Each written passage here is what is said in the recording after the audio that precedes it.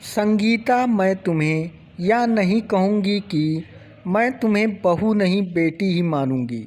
बेटी बेटी होती है और बहू बहू होती है। मैं तुम्हें बेटी जैसा प्यार नहीं दूँगी, मैं तुम्हें बहू जैसा प्यार ही दूँगी।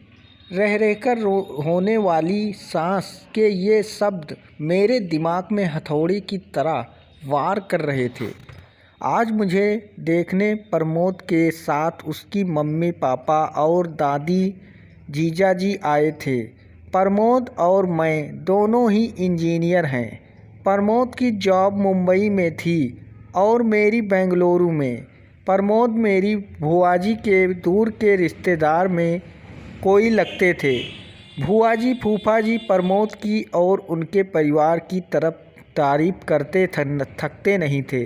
प्रमोद के मम्मी की तो भुआजी इतनी तारीफ कर रही थी जैसे कि वो खुद इंजीनियर हैं। पति और बेटा दोनों इंजीनियर हैं तो जाहिर है कि पैसों की कोई कमी नहीं है, लेकिन घमंड नाम की कोई चीज़ उनमें नहीं है। लड़ाई झगड़ा करना तो उन्हें आता ही नहीं। उल्टा उनकी हमेशा यही कोशिश रहती है कि उनकी वजह से किसी का दिल ना दुखे। खुद इंजीनियर होने के बावजूद और इतना पैसा होने के बावजूद खाना वे स्वयं बनाती हैं। सिर्फ सब्जी आदि काटने के लिए काम वाली की सहायता ले लेती हैं।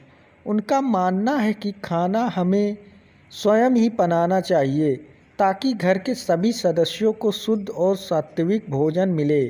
इतनी तारीफ सुनकर मुझे मन ही मन लग रहा था कि यदि यह संबंध हो जाता तो मैं अपने आप को बहुत खुश नसीब समझूंगी, क्योंकि कहा जाता है ना, पति पत्नी के गुण नहीं मिले तो चलता है, लेकिन सास बहू के गुण मिलना चाहिए, तभी वैवाहिक जीवन सुखी रहता है।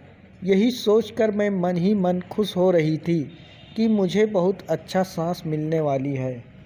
लेकिन आज जब उन्होंने बहू जैसा प्यार देने की बात कही तो बात किसी के भी समझ में नहीं आ रही थी।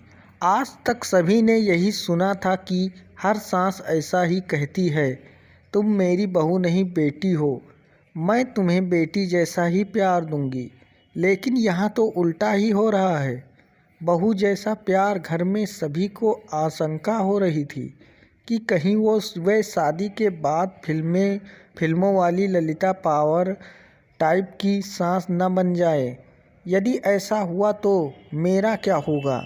लेकिन सिर्फ इस बात को नज़रअंदाज किया जाए तो बाकी सभी बातें अच्छी होने से घर के सभी सदस्यों को लग रहा था कि ये रिश्ता हो जाना चाहिए। और आखिरकार शादी हो गई। मेरी शादी तो हो गई, लेकिन दिमाग में हर वक्त मम्मी जी के शब्द तुम्हें बहू जैसा प्यार दूंगी गूंजते रहते थे। इसलिए मैं मन ही मन डरी हुई थी।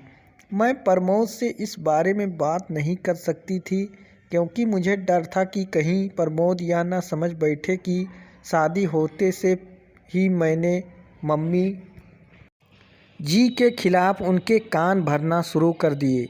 इसलिए मैंने मन ही मन फैसला लिया था कि मैं अपना हर काम इतना परफेक्शन से करूंगी कि मम्मी जी को शिकायत का मौका ही नहीं मिलेगा। जब शिकायत का मौका ही नहीं मिलेगा तो वे ललिता पावर नहीं बन पाएंगी। इस बात का मेरे ऊपर इतना असर हुआ कि मैं हर वक्त डरी डरी सी रहने लगी। प्रमोद ने भी 2-3 बार प्रेम से पूछा, क्या बात है, तुम खुश नहीं दिखती? दोस्तों, आगे की कहानी देखने के लिए चैनल को सब्सक्राइब करें।